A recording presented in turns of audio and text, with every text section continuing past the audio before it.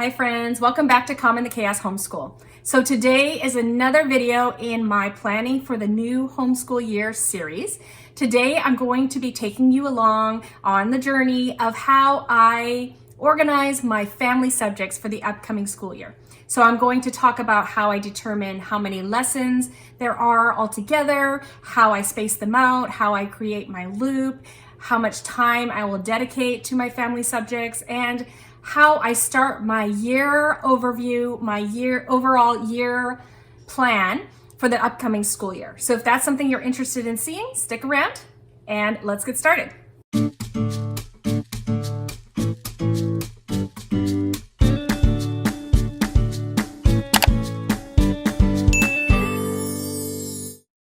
Okay, so here is my map that I did about the subjects that I have for my main group subjects.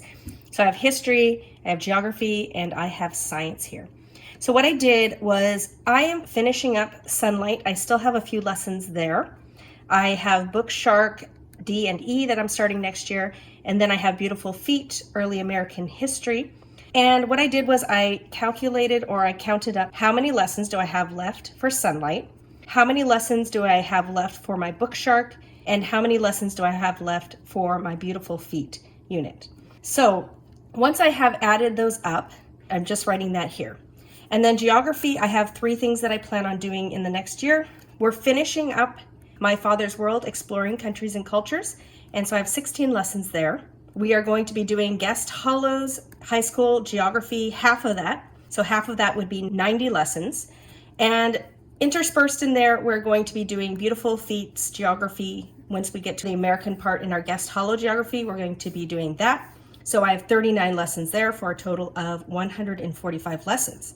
Then for science, I want to do Noeo, our biology, finish up the animal behavior section, which is 20 lessons. This is sort of optional, this one here. So I still have Noeo biology, the botany, and I have 28 lessons there. This, I think I'm just going to leave as maybe if we get a little bored of doing anatomy all the time, I can maybe start alternating these two. So I have Guest Hollows anatomy and I have 175 lessons there for a total of 223 lessons for science. So I do school 4 days a week. We do group subjects and we have 36 formal learning weeks. I don't do group subjects in the summer, so I'm not including that.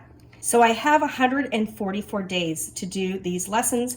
And as you can see here, the number of lessons add up to 501. So that is a lot of lessons to try to do in 144 days. So I do plan on doing 2 each time so I can complete 288 lessons in this upcoming school year. So you can see that is still a huge discrepancy here.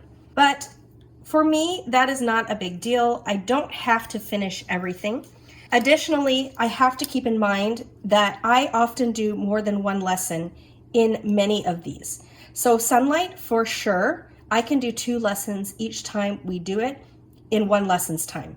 So this is actually going to be half that number of lessons if I were to add it up that way. Book Shark, I'm not sure because this is a higher level. I'm not sure if we can do a whole 2 lessons every time, maybe a lesson and a half. So I'm not really sure on that yet. Beautiful Feet, I know I can do about a lesson and a half each time I encounter it. Exploring Countries and Cultures, really 1 lesson takes a whole time. Guest Hollows geography, I don't know, it's a new curriculum for me. This Beautiful Feet geography, I've done Beautiful Feet before, but I don't know what the geography is going to be like, so I'm not sure on that. Noeo Science, I can usually do a lesson and a half each time, and then that's the same here. And then Guest Hollows anatomy, I am not sure. So there are some things that I am not sure about, but that's okay. I'd rather have too much. And I do like to spill into the new school year because I like to have the stuff I need for the new school year. And I don't want to start a whole bunch of new things all at once. So this is not a negative for me. So you can see there's percentages here. So what I did was I just took this number and I divided it by this number to find out the percentages. And this tells me that if I'm doing 2 things every day, I do want to do 1 science every day, and then I will do 1 of these other things. So maybe I'll do science and history, and then I'll do science and geography, science and history, science and geography. So when I'm planning out my homeschool year, I do not go and plan what lessons we're doing on each day. I will be planning the order of lessons that I want to complete these in, but I will not be saying week 1, day 1, we're doing this. Week 1, day 2, we're doing this. I create a checklist for each subject, or I have a plan for each subject. And so on a science day, we will just do the next thing on my science plan or science subject. And when we have history, we'll do the next thing on our history plan or history subject. So let me grab an example to just show you what that looks like. So here's my Beautiful Feet guide, and here is my checklist. So here is what I was working off of towards the end of the year. Maybe I'll move this, I don't know if that's distracting. So here is where we ended our school year. So I have my plan set up in the order that I want to do these in. As you can see here, I have 3 different histories, and I actually meshed them together. And if you haven't seen my video on how I plan on combining Bookshark and Beautiful Feet, and you'd like to see that, I'll put the link here above. But basically, I go through and I decide what order I want to do these things in. I'm finishing up Sunlight, that's a world history course, and I just lined the timelines up with my Bookshark and my Beautiful Feet. And so I go through and I type up the lessons or the plans for the whole year, and I put it in order, and then I print it off in pages like this. So I have 2 columns. So when we start off the school year, here is where we're at. So I'm going to continue with these Beautiful Feet lessons. We are currently learning about the settlers and the colonists. So all these lessons, we're going to be doing that in Beautiful Feet. Every time there's a history lesson, we do the next one. And then I'm going to jump to Bookshark. I'm going to start reading this book, and this is what I'm doing in Bookshark. And then ignore this. I thought I would be finished up to here for this school year, but I wasn't, and that's okay. We're just going to continue where we are. So then we have the Revolutionary War, and then I had a lesson here from Sunlight. So this is more of a world history, what's happening in the world. And then I'm going to go on to Beautiful Feet. So let me show you on the computer what this looks like when I'm typing it up. Okay, so here I am in my file that I call Subject Bookmark Checklist. And this is my history part. It's a little different from the one you saw because I have updated it. So I have my beginning of the school year, and I like to kind of guess how long things are going to take. So I'm going to start out with reading Owls in the Family. This just helps me remember. I don't really take out the Bookshark guide. I don't really follow it as far as I follow with the reading, but I don't really use the comprehension questions or really the guide. I just want to know what order to do things in. And so that's what I do here. I do look at the Beautiful Feet guide because there is some information or questions that I often use, but here is the order that I plan on doing it in the upcoming school year. So here is the first page. So I'll be doing all these Beautiful Feet lessons, and then I'll be starting Bookshark, and that's my Bookshark section. And then like I showed you, we have Sunlight. So I'll be doing something for Sunlight for world history. And then here's more Beautiful Feet lessons. And then I'm guessing this will be term 2. So then I have Bookshark, Bookshark, Sunlight, some more Sunlight there. And then I have Bookshark, and this is what I'm going to be doing there. And this just tells me what readers to do or what read alouds we should be around. I don't do it exactly on each day, but I just like to keep track of where we should be. And then my Beautiful Feet, Sunlight, Beautiful Feet again. And so basically I just typed up the order of things that I want to do. And I'm guessing here I'll still be working on the Great Depression in the next school year. All right, so that is what my checklist looks like if I need a checklist. Like I said, I don't always create a checklist. Sometimes I just follow the curriculum and use the curriculum guide as my checklist. But when I have 3 things that I'm jumping back and forth from, I like to have a little bookmark like this to help me out. All right, so then I create this spreadsheet, this year overview. This is just a visual, it just helps me get a visual idea of what we should be doing when. Now, I don't freak out if we're not doing it exactly this way, but I just kind of like to see how things line up in the year. So you can see here that I have on the side my terms and my weeks. So I have 12-week terms there on the side. So then this is my Bible that I'm doing. And so I'm finishing up some Bible reading from Sunlight, and I'm starting Apologia, and these are the lessons that I'm guessing. So I plan on alternating back and forth, so I think I'll do 2 lessons here, 2 lessons there, 2 lessons in a week. So that's just my guess. And as you scroll down, you can see that I'll run out of sunlight reading. So then maybe I'll start some not consumed devotionals. I have those on hand. And if we run out of Apologia, maybe we'll go back to our 24 family ways. So that's just a plan, an idea. I don't have to think, what should I do after? Of course, I can change my plans if I want to, but for now, that is my plan. And then here I have Window on the World. This is a book that we've been reading for 2 years. So I assume that we are going to finish it in about the 3rd week of the school year, and that's fine. I don't need anything to replace that. And then history here, I just kind of estimate how long we'll be working on settlers and colonists based on the number of lessons we have, how long will we be working on the Revolutionary War, how long we'll be learning about young US, how long we'll be learning about slavery and the Civil War, expanding westward. As you can see, these 2 are at the end. I'm guessing we won't get to those. If it's that far towards the end, we'll probably just end here. But that's just to let myself know where we will probably get based on my current plans. Then I have geography over here. So this geography is my father's world geography. So we're just finishing that up. We have Australia, we have Antarctica, and then I'm going to start the guest hollow geography of the Western Hemisphere. And I have no idea how long or how far we get in that because it's a new curriculum. So I'm not really planning that out. I just know that that's the next thing. Maybe at some point I might plan it out once I get a sense for how long it takes us to do each lesson or each day. And then this is my father's world science. It just corresponds with the geography. And then over here, I have Noeo science, animal behavior, and then I'm starting guest hollows, anatomy junior, and the same thing. I don't know anything about that curriculum. We haven't started it. I don't know how long it's going to take. I haven't added in the botany plan, so that's kind of tentative. So yeah, that just kind of gives me a view of what we'll be doing. So I kind of know, okay, we have all the stuff for Bible, we're good. I don't have anything here, that's fine. I can delete that once we finish.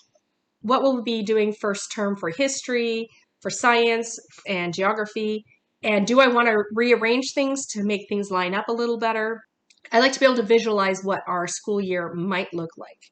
And like I said, I hold this loosely. I don't get too stuck on the weeks. I do usually track how far as we go through the year. I will track how far we get. So maybe we're up to here when I'm checking that week. So I'll say, okay, we finished all that. But then I'll look here and be like, oh, we only got this. Oops, that's a weird color. This far in Who is God, and we finished that. And maybe we got this far in the settlers. I can just kind of see, like, do I want to do a little more time here, or am I just going to change my plans and be fine with doing this way slower than I expected? So I just kind of check in every few weeks and see how far I am on this plan and see if I want to readjust things or if I'm happy with what we are doing. So I don't know. I hope that's helpful. Maybe if you like to see visual year overviews, this might be a helpful spreadsheet for you to look at and base your own year overview spreadsheet on. So I just wanted to give you a look at how I organized my year overview and what it looks like, in case that's something that might be helpful. So now you can see that for geography, I have 3 different curriculums that I'm planning on using. So exploring countries and cultures, that is my father's world, and I'll probably just follow the guide as is. We are at the very end. We are going to be doing Australia and then Antarctica, and generally I'm using this part here. So we'll be just completing the few lessons there. So this is just, I don't need to type this up. I'm just going to follow that as planned. So that one, I'm just going to start with that for the school year. After I get there, I'm going to be doing some guest hollow geography. So this is my guide for guest hollow. And really, I'm just going to do a few weeks here. It has some basic geography. And then we have, like, the topic is North America around week 6. Let me see, maybe week 5. See, week 4 is about Antarctica, and I can actually line that up with my countries and cultures, exploring countries and cultures. Week 5, North America, that's Canada, United States, and Greenland. So what I would probably do is finish this off, all about Canada and North America, and then after week 6, pause on Guest Hollow, and then get started on, this is Beautiful Feats geography. This is all about American geography using the Holland C. Holland books. So I don't know if I have to type that up. Really, I don't think I need to make a checklist for that. I will just do this in that order. So I'll start with this. I'll do about 6 weeks of this. And once we finish the North America part, we will do this. And once I have completed all the lessons here, I will just go back to Guest Hollow and just work on that as far as we get for the year. As I said, I'm only doing half a year of that. We're doing the Western geography, so world geography, the Western Hemisphere, and Europe. And then my plan for next year is to do, my plan for next year is to do the rest of it, the Eastern Hemisphere for world geography. So I don't know if I need to type that up. If I did, I would just do the same thing as I do with history. But those are easy enough to just follow along in the guide for me for now. All right, so for science, it's a similar situation. So here is my Noeo Science, and I've basically finished all the animal sections. And we are just going into animal behavior. And here's my little sticky note. I basically did the checklist, but I just wrote it out instead of typing it up. But basically, we will just follow these plans. So my plan would be to first finish this unit about animal behaviors. So that is, I believe it's 5 weeks. 5 weeks of reading. And then, actually, I have the human body in here, which I'm not going to do because we are doing Guest Hollow's human anatomy. But here is my botany unit here.